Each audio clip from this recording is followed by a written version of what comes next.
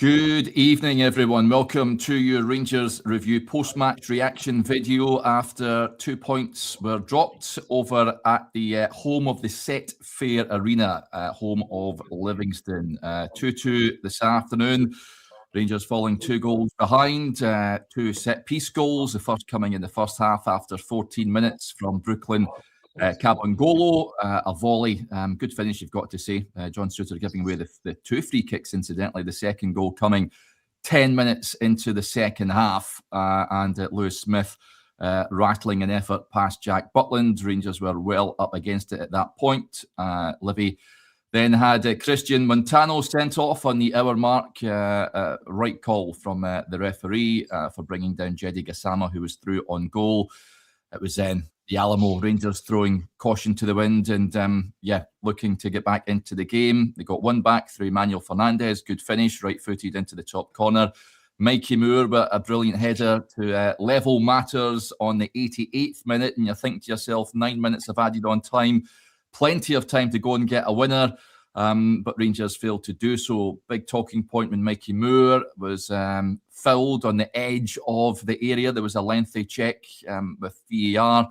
It was decided that no penalty was the outcome on that. And I'm sure we'll get to that. But plenty to unpack, Blair. Over the piece, you've got to say, as I touched on there, 2 points dropped for Rangers. Bottom of the table, Livingston. Last game that they won in the league, only game they have won in the league, came on match day 2 at home to Falkirk. If you want to be winning league titles, you've got to be going to places like this and taking maximum points. Of course you do. Of course you do, Derek. It's as simple as that. What a utterly ridiculous afternoon of association football once again here in Scotland. Just a crazy, crazy game.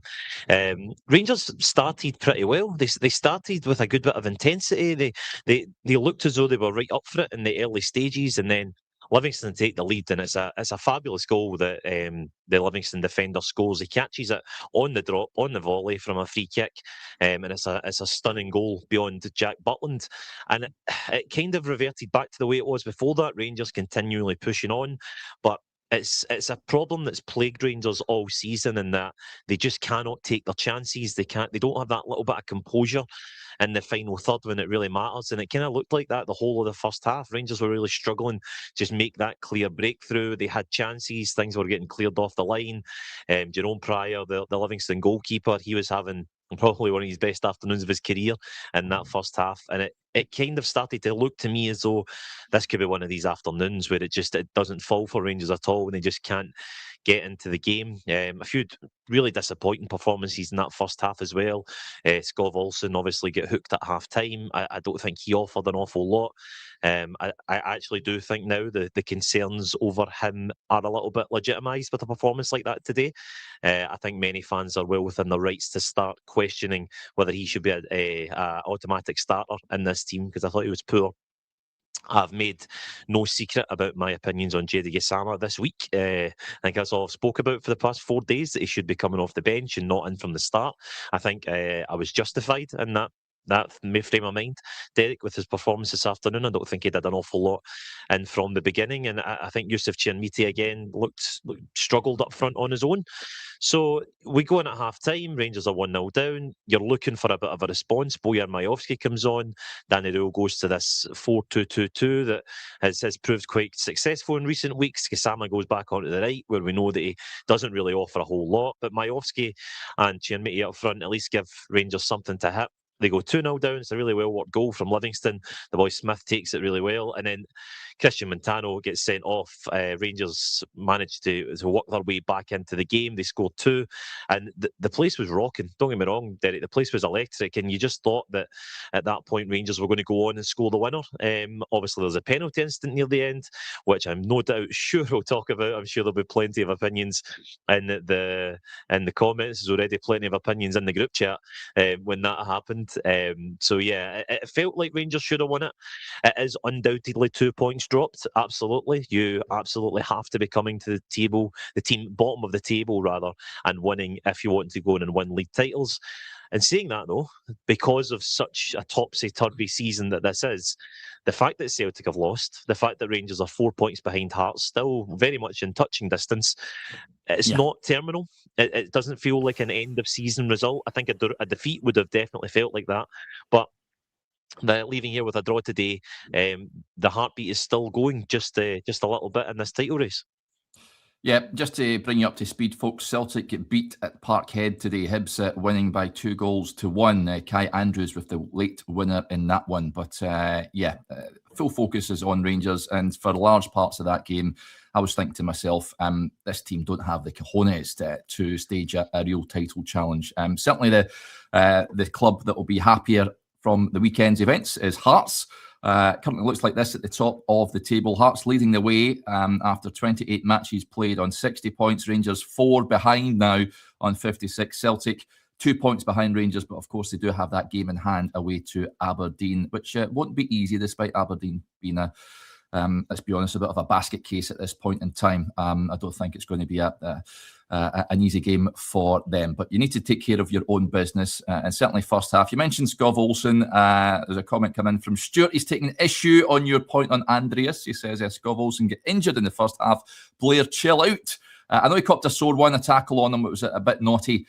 And I did see his Rangers TV interview prior to the game, and he was asked about the playing surface and says it's going to be a bit of a challenge. He's not used to playing on surfaces like that. So I'm not going to go two-footed on him. I think you're right in highlighting Jedi Gassama. Lots of comments coming in on him. I forgot he was playing until halfway through the first half when he took the ball and made a sort of positive run forward and get fouled, and Livingston boy get issued with a yellow card.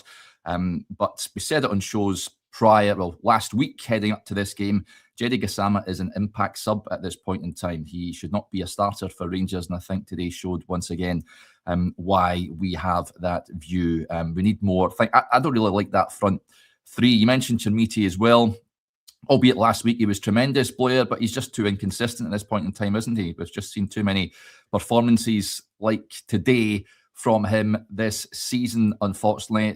Get played in early on from Romans. His touch was too heavy.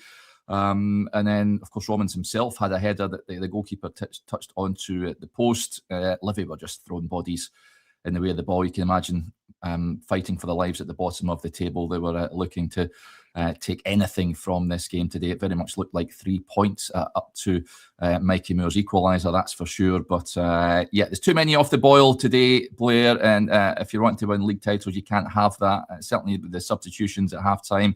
And even when Danny Rule was throwing caution to the wind as the match was wearing on, bringing on the likes of Nadiri, I thought Bayrami looked bright when he came on. But yeah, that's a game that Rangers and watching the Rangers TV commentary, Cammy Bell saying that just the intensity wasn't there in that first half. If you're going for the league title, you need to get these games wrapped up early on. You want to come out the traps, score early, and then build on that. But we've seen this movie too many times before, of course, against the run and play, the free kick. Incidentally, good ball in by the boy, and the finish was absolutely sublime. I don't think there would be many goalkeepers saving that. John Suter has come in for some criticism as well. Blair, fresh from signing his new deal. What do you make of his performance today? Yeah, I don't think it's one that will go down in the annals of history as one of John Suter's finest. Of course, he did sign that new deal during the week. I think we were all relatively positive on the pod. I think we said that he's a good option to have around. I think he's a player that you definitely want to have in the squad. I think, though, today maybe highlighted again why, if Rangers have serious designs on taking this squad up to the next level, I don't know that John Suter is potentially your starting centre-half. I thought he looked ropey a lot of the time. I thought he caught a position quite a lot. There's a few times where he's tried to go up for headers and mistimed it. And I don't know. You never know what this surface does to players. And obviously he's come back to full fitness as well. But I don't know. It just wasn't an afternoon where he looked comfortable at all alongside Emmanuel Fernandez, who we do know has a mistake in him occasionally. He took his goal really well, I must say. But the two of them, they didn't look at their sharpest today. And when Livingston were 2-0 up, you were looking and thinking that they could get a third here if they hit Rangers on the counter-attack. Yep. Something I want to talk about, Derek. the style of play that Rangers adopted for large parts of this game, and I know people want to talk about this penalty, and we will this non-penalty rather, we will come on to that, but for large swathes of this game, Rangers adopted this sort of hitting high balls into the box, delivering these floating balls, really shelling it down the line and trying to aim for something in the box, and it just wasn't working from the very start. You look at this Livingston backline in front of you, and you see their giants. They're quite comfortable heading things away. Jerome Pryor is quite comfortable coming and picking things out of the air. And the amount of times that the balls just flew into absolutely no one, and Livingston managed to clear the lines, it was infuriating from a Rangers perspective. And I think you really seen the other side of that when you got the ball to Mikey Moore, and Mikey Moore was actually driving through the lines, driving through the middle, and it's harder to do. It's easy to put the ball out wide and just drop one in on the head of the goalkeeper and hope it drops for you. But actually giving the ball to Mikey Moore, who I thought again was probably the best player for Rangers today, really trying to make things happen all the time. When you give him the ball and actually try and drive through the centre of oppositions, I think that's where Rangers are going to get a lot of their success. This dropping balls in from this quarterback position into the box, the amount of times those floated balls just flew out to nothing, it was frustrating a lot of the time, Derek, and I don't think that was the right approach. Whether that was the tactics set up by Danny Rule, whether that was a sort of reverting to type by this team when things started to go a little bit difficult for them, I don't know, but it certainly didn't work for large parts of it. So from going forward, if you're going to learn from this game, I think you need to look at the impact of Moore, and you need to go, okay, get him in the middle of the park, get him in the 10, and get the ball on the deck, because that's the way the Rangers are going to win games. Yeah, too many. Even the set pieces, the corners, I was wanting a bit more from them, I've got to say. That Rangers just didn't look threatening enough for me, and it's all right saying that after they've scored 2 goals, but it's bitterly frustrating afternoon. Right, the penalty instant then. Now, great header in by Miovski onto the on-rushing Mikey Moore, and then a sliding challenge from Cammy Kerr. Takes out Moore. Now, it's just outside the box, but it then carries on into the box. Moore and pretty much every single Rangers fan in that stadium apoplectic at that point. But it was checked by VAR. Lengthy check, shall we say, as well. And it was then decided that a penalty should not be awarded to Rangers. Now, I've got to admit, when I first seen it, I seen the first initial replay, I sided with it, the officials, Blair. I think, oh yeah, he's got the ball there. Yes, he's followed through, but it's a bit like, remember Fernandez tackle against Porto in the Europa League recently, where Porto were demanding a penalty, but it was a sensational tackle from Manny Fernandez. So at that point, I was like, yeah, you probably got it right. I've since seen other replays, and it's clear as day that he hits Mikey Moore's leg first. It's a foul all day long, and given that it carries on into the box, that should have been a penalty, should it not? Yeah, you would like to think so, Derek. I've seen it twice. I've seen it in real time in front of me here, and I can say all of the Rangers fans in here had their arms in the air going, that has to be a penalty. It has to be.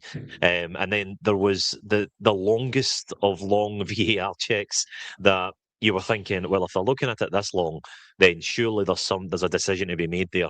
And I've since seen it after the game. I've seen a replay just before we came on air here, and I can't work out why that's not been given, Derek. Maybe over the next couple of days we'll be given an explanation as to why they don't think it's a penalty. Maybe it's something to do with the fact that the implication is it starts outside the box, but then you would think at least there should be a free kick given. There should be something given there. I don't think they can get involved. I don't think. Well, there's a point here from Tartan Cards. He says it wasn't a penalty, though. Outside VAR can't get involved, and once proven outside the box, right call. Unfortunately, he says.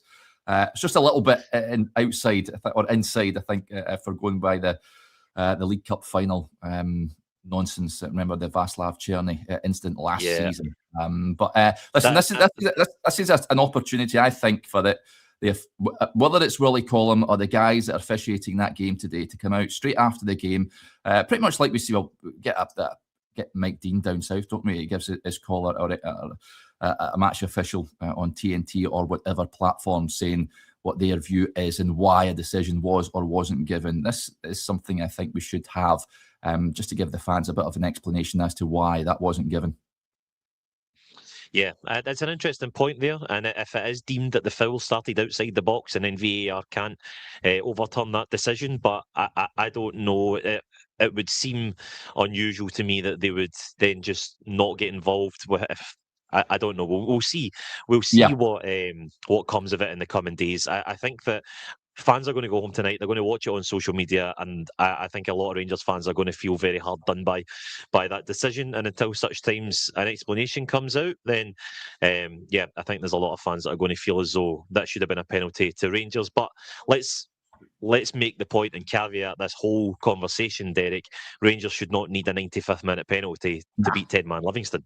Well, Rangers should have scored well before that. Rangers should have taken chances well before that. And I think the story of this season for Rangers, and no matter what happens, and what if they miss out on domestic success at the end of this season, a massive part of it is going to be that they've not been able to put away chances when it matters. Is away form now a thing, Blair? I mean, that's 3 games in a row where they've dropped 2 points in each. Of course, the goalless draw away at Hibernian, where it was a bit of a nothing game, very lacklustre. Motherwell, 2 points dropped, and there's no two ways about it, even though, I mean, they had a scintillating result last night against St Mirren, and yeah, they can close a gap on Rangers. They've got a game in hand, of course. They've been playing really, really good stuff. And then, of course, today as well. It's becoming a bit of a thing now, isn't it? The away day blues, they're struggling on the road. Yeah, it's something that Danny Rule will obviously be concerned about. If we look back at that Hibs game, they were all quite different in many ways. The Hibs game was just very drab, and Rangers couldn't quite make the breakthrough, and Hibs probably should have buried Rangers that day. I think Motherwell were entirely the better team, played Rangers off the park for large swathes of that.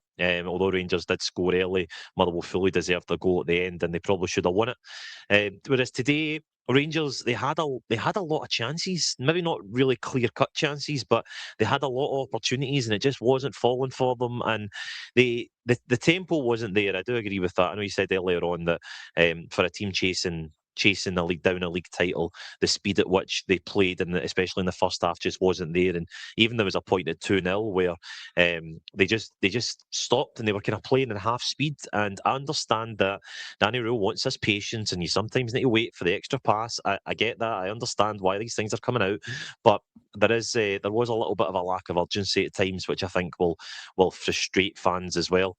But there's no two ways about it, Derek. I said on the pre-match show that Rangers just have to come to games like this, and they just have to win, and they haven't managed to do that today. So it will be incredibly disappointing for everybody of a Rangers perspective. Like I said at the top of the show, the fact that Celtic have lost today slightly frames it differently.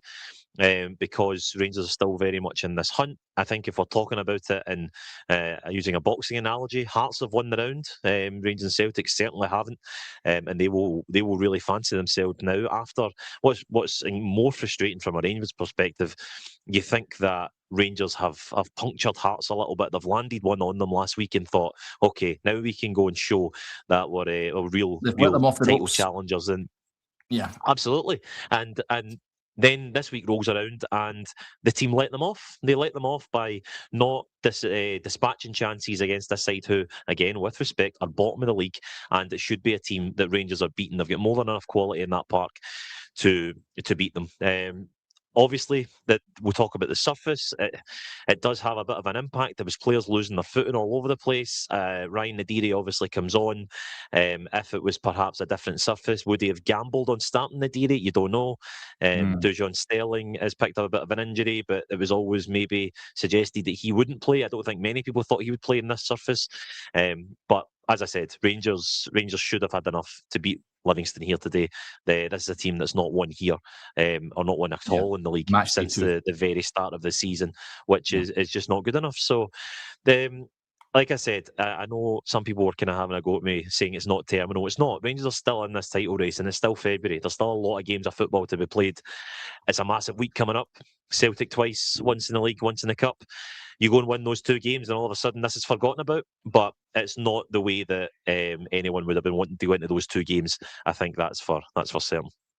Yeah, let's get to a few of the comments that are coming. Incidentally, Chris has been speaking to Danny Rule, and I'll just give you a rough guide of what he said. He sent some of his quotes. And there you go. That sound is Danny Rule's transcript coming in, folks. There you go. Hot off the press. So he was asked, how do you start the game off? We're dropped 2 points. We're disappointed. I think it's exactly what we knew before the game. They have 2 or 3 moments. They look for set plays. And in these 2 or 3 moments, we missed the gravity. I think in the first minute, we were good in the game. We had a big chance after the set play for the 1-0. But if you're then 2-0 down, it's tough. It's a tough place. But finally, we tried everything. I think we showed a spectacular performance in the group. I really praise the supporters today. Outstanding. I think over 100 minutes, they supported us in every minute. It was great. Finally, we scored in the 2-2. Then we can speak maybe about one crucial moment in the game, but not this is an excuse. We have 100 minutes to decide this early on. The penalty claim at the end, what did you make of it? He was asked.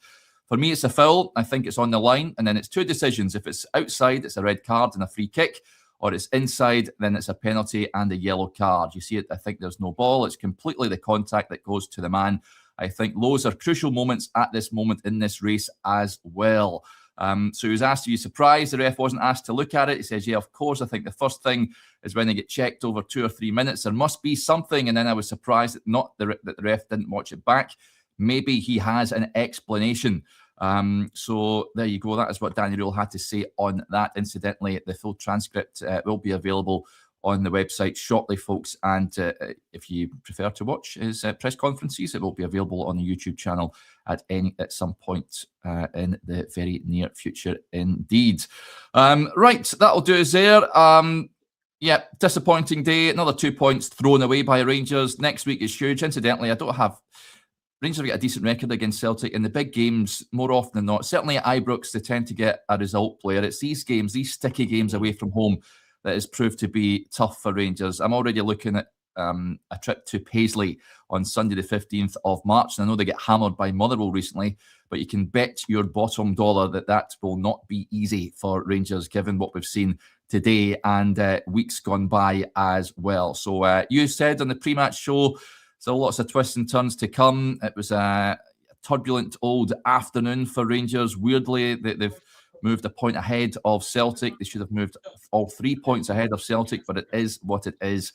All eyes now turn to Ibrox on next Sunday, of course. That's a huge game. That is a must-win game for me, Blair. You agree? Yeah, I think so, Derek. Just if nothing else other than for morale, just to know that Rangers can go and win these big games and continue to perform in these big games. You look at the table. If you go and beat Celtic next week, you move 5 points clear with Celtic have a game in hand. I think that's massive as far as the title race goes, and that's not even to take into consideration Hearts, who you would fancy them to win again next week. The way they're going just now, they seem to just be rolling on and picking up results. I know they didn't play wonderfully yesterday in spells, but they managed to grind out a win at home to Falkirk, who, as we know, are very tricky operators this season. So, you can't let Hearts get any further ahead. It's I did say it's only February, but the further Hearts stretch ahead, the very much harder they will become to catch in this closing stretches of the season. And despite what we've seen here today, I think that you turn up next week full of optimism and full of hope that Rangers can perform in these big games, because it's going to be a completely different afternoon. Like today, there's going to be a lot more space. I still think Ibrox will be absolutely rocking. And before we go, Derek, I just want to say very quickly that I thought the fans here were magnificent this afternoon. We always know that at Livingston, it feels like a home game when you've got the 3 stands and there's a lot of noise, but they properly roared the team on, and they deserved a winner. The way that they cheered on the team today and the noise that we made was exceptional, and I think that the atmosphere at Ibrox next week is going to be something special. Can Rangers reward them with a victory?